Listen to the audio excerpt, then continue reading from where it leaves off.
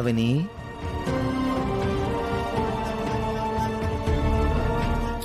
నీలాంటి కష్టం పగవాడికి కూడా రాకూడదవని. అవునవును, కానీ ఏం చేయగలం? మనం ఎన్ని స్క్రీన్ ప్లేలు రాసుకున్నా ఆ అనంత లోకాల ఉన్న ఆ భగవంతుడే అసలైన స్క్రీన్ ప్లే రైటర్.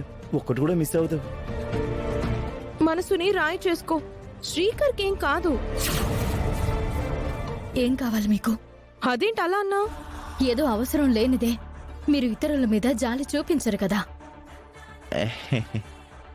బంగారం, అవని అంతే స్ట్రైట్ ఫార్వర్డ్ గా ఉన్నప్పుడు మనం కూడా అంతే స్ట్రైట్ ఫార్వర్డ్ గా ఉండడంలో ఏం తప్పులేదు. అడుగు, నువ్వు అడుగు, అడిగే. ఇలా అడుగుతున్నానని ఏమీ అనుకోద్దవని. ఇటువంటి పరిస్థితుల్లో అడగడం తప్పైనా అడగక తప్పడం లేదు. ఎందుకంటే ఏం ఆగినా ఆకలి, అవసరం, కాలం ఆగవు. వాటి పనవి చేసుకుంటూ పోతాయి. బంగారం, పాయింట్కి వచ్చాయి. రైటర్ లాగా ఉపద్ఘాతాలు ఎందుకు? ఏం లేదవని, ఫంక్షన్ లో నువ్వు డాక్యుమెంట్స్ మీద సంతకాలు చేయకుండా వచ్చేసావు కదా, ఆ విషయం గురించి మాట్లాడాలి. ఇదిగా డాక్యుమెంట్స్ కూడా తీసుకొచ్చావు. నువ్వు వీటి మీద సంతకాలు పెడితేనే వీటికో విలువ వస్తుంది. ఆ తర్వాత మేము వీటిని కోర్టులో సబ్మిట్ చేసుకుంటే మాకు ఆస్తి వస్తుంది.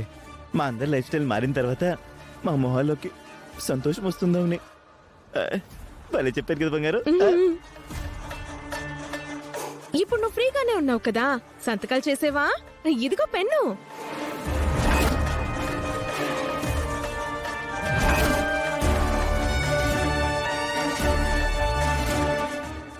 ఏంటలా చూస్తున్నావు? సంతకాలు చేయి. బుద్ధుందా మీకు? సిగ్గుందా మీకు?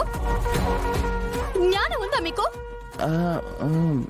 కడుపుకి అన్నం తింటున్నారా, గడ్డి తింటున్నారా? గడ్డి తినే పశువు కూడా మీకంటే బాగా ఆలోచిస్తుంది. ఇంత నీచంగా ఆలోచించదు. ఏం మనుషులు మీరు? తమ్ముడు చావు బతుకుల మధ్య ఉంటే ఈ సమయంలో నీకు సంతకాలు కావాల్సి వచ్చాయా? నువ్వు ఒక అన్నవా? ఇప్పుడు కూడా ఆస్తుల గురించి, డబ్బు గురించి ఎలా ఆలోచించగలుగుతున్నావు? తల్లిదండ్రులు చనిపోయిన తర్వాత శవాలు పాడ మీదకి ఎక్కక ముందే వాళ్ళ వేలి ముద్రలను ఆస్తి పత్రాల మీద వేయించుకుంటున్న ప్రబుద్ధులను కొందరిని ఈ మధ్య న్యూస్ లో చూశాను.